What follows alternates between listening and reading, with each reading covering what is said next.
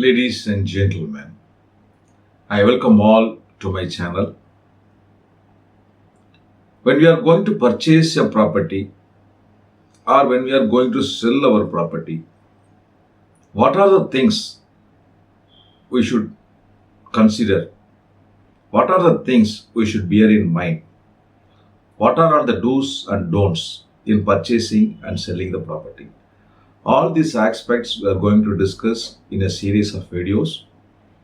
And in this video, we are going to see one of the aspects because the topic is a lengthy topic. We cannot cover all the things in this video, so we will put various videos one by one, and in every videos we will cover one aspect. In this video, we will cover one aspect what is called as a original sale agreement, sale deed. When you are going to purchase the property, first of all, we should see whether the seller has the original sale deed in his possession. Suppose he does not have the original sale deed, it is not advisable to proceed further. If he says that I do not have the original document, I misplaced, or it is lost, or if he say I have given a police complaint and I have obtained a not found certificate from the commissioner of police, in such circumstances, whether you can purchase the property based on the police complaint or based on the what is called not found certificate issued by the concerned police or the commissioner of police. My advice is that it is not advisable to purchase any property from a person who do not have the original sale deed. There are a lot of risks. If the original sale deed is not available, we will have to suspect the seller, whether he is a genuine person. Suppose the property belongs to one Ramasamy, and suppose he has gone abroad and he died. And if some other person, Kumarasamy, he knows about this fact, and then he may create forged document. He may himself claim that as if he is a Ramasamy concerned person, and he may make a police complaint to the concerned any police station, and they can get a certificate for the concerned commissioner of police, any commissioner of police, and he can also make proper obligation. So there is a possibilities are there. If the if the seller does not have the original document, then we will have to suspect him whether he is a proper person or he is a fraud. There are possibilities. Just because a police complaint is given and just because a not found certificate is produced, we cannot rule out any fraud or malpractice or cheating. Supposing you purchase a property on the basis of this police complaint and the not found certificate, and after the purchase, somebody came and claims that I am the owner of the property, I have the original document, then we will have to face unnecessary litigation with that original owner. Again, there are possibilities that the owner may gave the title deeds to original sale deed to another person, and he would have obtained any loan. So there is a practice called there is a mortgage. There is one type of mortgage. It is called a mortgage by deposit of title deeds. In places like Chennai or any other prompt cities, the law permits the owner to obtain any loan by depositing the title deeds. That means by giving the title deeds, by sale deeds or any other document, he can borrow the money, and that type of borrowing creates automatic mortgage. It need not be registered. All mortgage need not be registered. If a person borrows money by giving a document or by depositing a document, then automatically a mortgage is created. That type of mortgage is called mortgage by deposit of title deeds. So supposing you purchase a property based on the police report or the not found certificate, and after 5 or 10 years somebody came and filed a suit against you saying that I have the original owner borrowed money and deposited the title with me on the basis of the deposit I gave this loan, then you are liable to repay that loan. So there is a risk when the document is not there. There is a possibility, there is that any person may come and claim title over the property. They may come and claim any money, any debt over the property as against the owner of the property, or any subsequent transfer. So in such circumstances, you will have to face the consequences. One more risk is also there. Supposing the original owner made a sale agreement with any persons and gave the title deed, original sale deed to him as a security for the receipt of that advance. In such circumstances also, the agreement holder may come and file a suit as against you, or he may file a suit for specific performance of the contract. In Chennai or in metropolitan cities, there is a practice. When they go for a sale agreement, if they receive a nominal amount, then they will make only a sale agreement and sale receipt. Supposing they receive a bulk amount, supposing for a sale agreement, they receive 10 crores or 5 crores, like that, for a big amount. Any big amount is received. Or suppose they receive 50% of the sale consideration. In such circumstances, it is a practice prevailing in our city in which the buyer will insist the seller to hand over the original documents. So when supposing that a person say, I do not have the original sale deed, or it is misplaced, or it is missing, it is not found, so then there is a risk that he would have entered into a sale agreement with any other person. He would have handed over the document to that agreement holder. So if there was any such things, so in such circumstances, if you purchase the property, then the agreement holder may come and file a case against you and as against the original owner, and they will ask the court that I have already entered a sale agreement. In support of the sale agreement, I have got that original owner deposited the sale agreement with me, and they may ask the court to execute a sale deed in his favor. In such circumstances, the court will automatically execute a sale deed in favor of they will award the suit, and they will award the suit for specific performance of the contract, and the court may come forward, or they may come and execute a sale deed in favor of the agreement holder.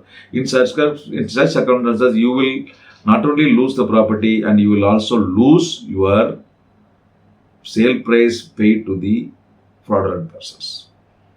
So this is a risks available whenever the seller does not have the original sale deed. At this juncture, you may ask me a question. Advocate sir, are you saying that you should not buy any such property which does not have sale agreement, sale deed?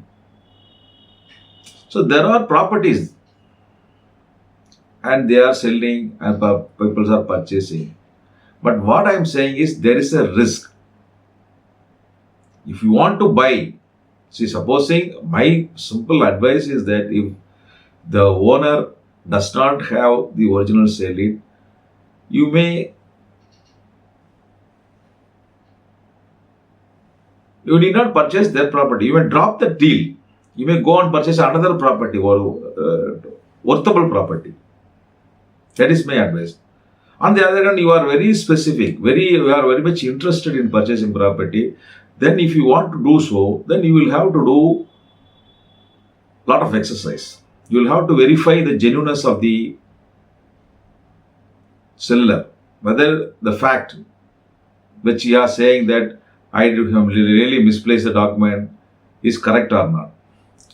Then we should also check whether he is the proper person. Supposing the property belongs to Ramasamy, some other person, say Kumarasamy, he claims that I am Mr. Ramasamy, and he suppose he created all forged document and also gave a false police complaint and also obtained a false not for certificate and also registered a sale deed in your favor. And later, the original Ramasamy or the legal guest of the original. So, in such circumstances, the owner is Ramasamy and the fraudulent person, Kumarasamy, sold the property to you and you also purchased the property and believing that the person who sold is really a Ramasamy and you purchased only from the real person. And later, it is brought to your knowledge that the sale deed was executed by some other person. And in such circumstances, automatically the sale deed which you got in your favor will become null and void. Then you will be losing not only your property purchased, but also the valuable sale price you have paid to the fraudulent persons. So these are the possibilities. So my humble advice is that when you are going to purchase a property, just ask the seller whether you have the original sale deed with you or not. If he says, I do not have the document, or if he say it is misplaced, missing, then you drop the deal, go for another property. That is my best advice. If you are still interested in purchasing any property, so not only see if you are going to purchase a single house or individual flat, you should be very cautious. The same principle will also apply when a builder is developing a property, making a layout and when selling he is making a layout, he has prepared a layout and he was selling the property in part, and you are out of the 6-acre land, he is selling only one particular 600 square feet to you. Even in that cases also, you insist the builder or the real estate seller to produce the original documents. Just see whether he has the original document with him. If he has the original document, then you go for the next step. If he said, no, I do not have the original document, it was missing, I have obtained the sale certificate, the police certificate, police complaint, paper publication, etc., then you think not only twice, 100 times you think. It is better to avoid to purchase any such properties. On the other hand, you are still going to, so if you are interested to purchase a property, then do all such verifications, check the genuineness of the seller, whether his fact is correct. You also find out whether he has obtained any loan from any other person, and also check whether he has made any sale agreement with any other person, and you inquire from in the neighbors, inquire from the general public, and also inquire with the Tahsildar office, go to the VO office, go to the register office, and to make a public inquiry in the suit property, in the particular property, in and around the particular property, and find out personally whether any fraud is there over the property or whether there is any malpractice there, whether any cheating is there. And after conducting all such inquiry, and if you got 100% satisfaction over your inquiry, then you may proceed further. You need not do all such exercises. That is my humble submission. If you are moreover, you also find out the status of the person. Supposing the person who is selling the property is a very eminent person and he has a rich person, he has status, business, and he has a permanent place of residence, then in that case, You have an option. If any fraud is there, if a fraudulent transaction is came out after later, then you will have an option to go to the seller and file a case as against the particular person or as against the particular company. So supposing if the person selling is unknown person, there is a possibility that he may run out. Then it is not advisable to go for the deal. Even you are going for a deal, then you will have to make all additional clauses in your sale deed. And if there is another, the seller has any other property, you can also ask that seller to give that property as a security for a particular period. So in such way, you can also safeguard your interest if you are going to purchase property. So my humble advice is that if the original seller does not have a sell it, drop the deal, go for another property. If you are still interested, conduct inquiry, verify the titleness, verify the genuineness thoroughly, and if you are satisfied in your inquiry by 100%, then you may go for you can go and purchase the property. And in such circumstances, also make all necessary precautions, clauses in a sale deed to safeguard interest. So we are going to publish series of videos covering the topic, the things to do, things to bear in mind in purchasing and the selling property. In each and every video, we are going to cover one aspect. Since we are going to cover all the aspects in detail, so there will be a lot of videos, maybe 20 videos or 30 videos about this topic. So I request all my viewers to watch my videos and get benefit out of that. We have two law channels, Razak Sattam Arivom in Tamil, Razak Law Tube is in English. You may watch my channel and you may click the playlist. From that, there are a lot of videos and you can clarify all your doubts. In addition to that, if you have any specific consultation or clarification, you may contact this number. If time permits, I can give you the required consultation. With that, I conclude this video. Thank you. Goodbye. Razia Kali.